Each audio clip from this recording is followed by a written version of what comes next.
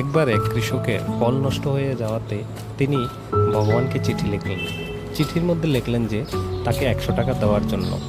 তখন সেটা পোস্ট অফিসে পোস্ট করে দিলেন। তখন পোস্টমাস্টার চিঠিটা পেলেন এবং অ্যাড্রেস দেখলেন ভগবানের কাছে পাঠানো। তখন তিনি চিঠিটা পড়ে দেখলেন তাকে 100 টাকা দেওয়ার কথা বলেছে, ভগবানকে বলেছে। তো পোস্টমাস্টার দেখলেন ভগবানের প্রতি তার বিশ্বাস নষ্ট হয়ে যাবে, তো তিনি সবার কাছ থেকে সাহায্য নিয়ে 70 টাকা জোগাড় করে ওকে পাঠিয়ে দিয়েছে পোস্ট অফিসের মাধ্যমে আবার।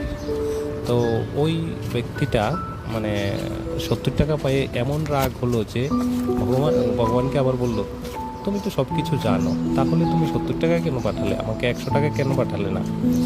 তো তো সে তখন রাগ করে আবার পোস্ট অফিসে গেল। পোস্ট অফিসে গিয়ে রাগ করে আবার ভগবানকে একটা চিঠি লিখলো যে দেখো ভগবান, তুমি তো আমাকে সব কিছু জানো আমার অবস্থার কথা, তুমি 100 টাকার বদলে তুমি 70 টাকা পাঠিয়েছো। এখন কিন্তু বাকি আর 30 টাকা আমাকে পাঠাবে, আর এখন কিন্তু আমাকে পোস্ট অফিসের মাধ্যমে পাঠাবে না, আমাকে ক্যাশ হাতে বা যেভাবে পাঠিয়ে দিবে। ভগবানের কাছে লেখা পোস্টমাস্টার আবার এই কৌতূহলবশত আবার চিঠিটা খুলে পড়লেন এবং এই ঘটনাটা দেখলেন। তখন তিনি চিঠির মধ্যে একটা লেখা দেখলেন যে পোস্টমাস্টারের মাধ্যমে আর বা পোস্ট অফিসের মাধ্যমে আর পাঠাবে না, কারণ পোস্ট অফিসের লোকগুলি ভালো না, সেজন্য আমাকে ক্যাশ পাঠাবে। তখন পোস্টমাস্টার অবাক হলেন এবং হতবাক হয়ে ভাবলেন যে এখন তিনি কি করবেন।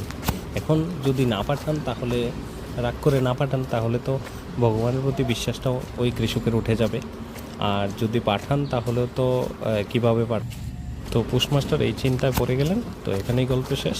ধন্যবাদ।